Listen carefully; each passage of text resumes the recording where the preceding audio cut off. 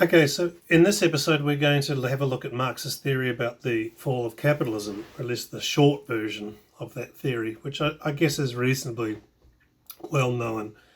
In the previous episode, we talked about the downward pressure on wages that capitalism necessarily creates. So the idea is in order to compete with other businesses, with other capitalists are forced to effectively produce a downward pressure on wages. So that might be in terms of absolute or real wages. Effectively, you pay people less and less for the work that they do, and take over their jobs as much as possible with machinery and so on. Now, as I indicated just then, and as I've been stressing all along, Marx's position is that capitalists need to do this in order to survive. It's not, they don't do it because they're nasty people or anything like that, although maybe some of them will be nasty, but they do it in order to survive. That's very important. And indeed, they will, Marx thinks, this is something that I haven't touched on really at all in these lectures, but it's important to say, it's certain that what will happen is that the capitalists will develop an ideology that justifies what they are doing.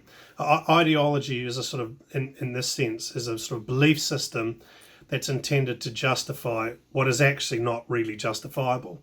So the capitalists will do this with, as it were, a good conscience. They'll believe that what they're doing is not only necessary but good, and they will invent stories that they sincerely believe that justify what they're doing. Okay, so there's a downward pressure on wages. Workers get replaced with machinery. So there's an increase in exploitation. There's more unemployment. And there develops what Marx called the reserve army of the unemployed. So as machinery takes over work, more and more people become unemployed, and you develop the reserve army of the unemployed. And the reserve army of the unemployed themselves produce a downward pressure on wages, because the fact that there are these unemployed people out there that could be hired for work means that the capitalists have a way of pushing wages down even further. But they can say, look, I can hire these people to do this work for next to nothing. I can just pick them up off the street for next to nothing to do this work. So you'll either have to accept my employees, you'll either have to accept lower wages, or I'll make you redundant and hire these other people to do the work more cheaply.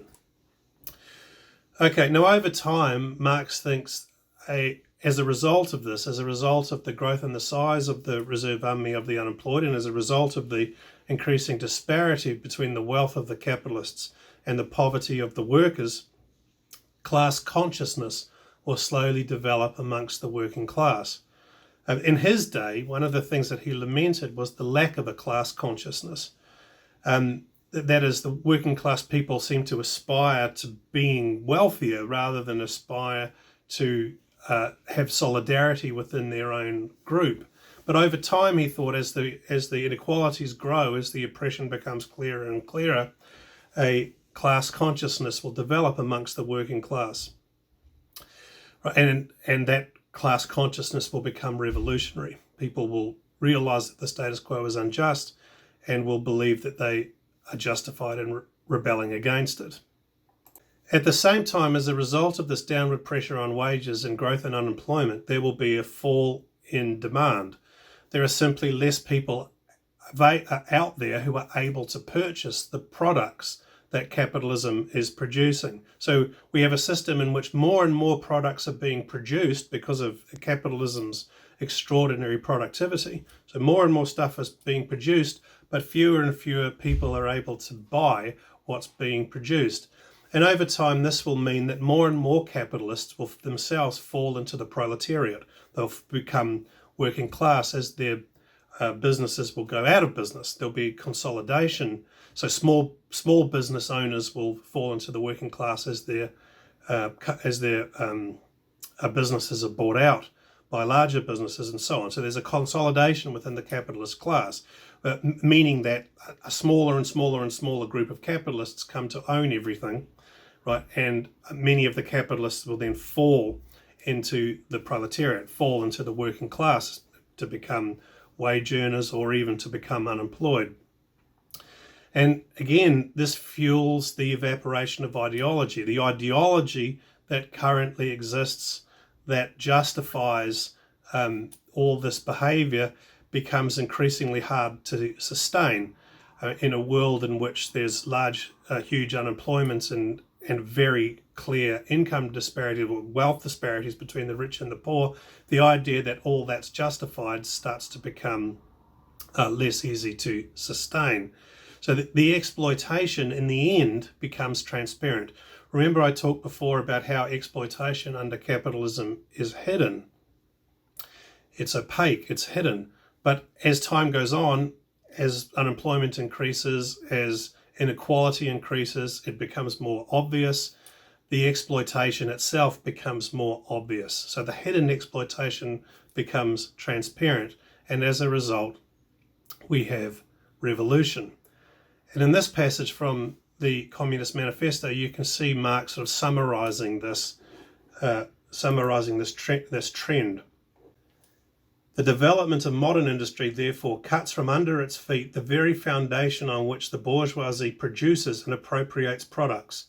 What the bourgeoisie therefore produces, above all, are its own gravediggers. Its fall and the victory of the proletariat are equally inevitable. So in this revolution, Marx thinks the individual escapes historical determinism. So remember, I talked a few episodes ago about historical materialism and how that meant that though we were all free, though we all had free will, we all made our own choices, nevertheless, the big movements in history are all determined by socio-economic forces, and we just sort of go along for the ride. As it were, we make our own free decisions, but those free decisions are constrained by the forces of history. Marx thinks that in this period, in the revolution, the individual escapes being captured by these forces of history, and the individual creates her own world. And you can see this in this following passage from the German ideology, a relatively early work of Marx, where he discusses one of the rare passages in which he discusses what life might be like under communism. He says, as soon as the distribution of labour comes into being, each man has a particular exclusive sphere of activity which is forced upon him and which he cannot escape. Okay, so this is capitalism. He is a hunter, a fisherman, a herdsman, or a critic, and must remain so if he does not want to lose his means of livelihood. While in a communist society, where nobody has one exclusive sphere of activity, but each can become accomplished in any branch he wishes, society regulates the general production and thus makes it possible for me to do one thing today and another tomorrow, to hunt in the morning, fish in the afternoon, rear cattle in the evening, criticize after dinner, just as I have a mind, without ever becoming hunter, fisherman, herdsman, or critic. Now, one of the reasons that passage is so important is that it reveals something about Marx that people often misunderstand. Well, let's say that there are possible different readings of this, but in my reading of Marx is, as I think we can see in this passage, deeply concerned with human freedom. He's as concerned with human freedom as any of the other thinkers that we examine in this course. He has a bit of a reputation of not caring at all about freedom, and I think that that's an undeserved reputation. I mean, maybe he gets these things wrong. Maybe he misunderstands the importance of freedom. Maybe he misunderstands what freedom means and so on. Maybe. But here we can see in this passage that he cares very deeply about human freedom. He agrees, of course, that the division of labour leads to a huge increase in productivity, but he thinks it has a very negative impact on human freedom. It forces us to be something, as he puts it, what is a hunter, a fisherman, a herdsman, or a critic. It forces us into a particular social role, into a particular job, a career. And that itself, Marx thinks, is an enormous limitation on human freedom. And he wants to see a society come into existence where we are able to develop our talents in any way we choose.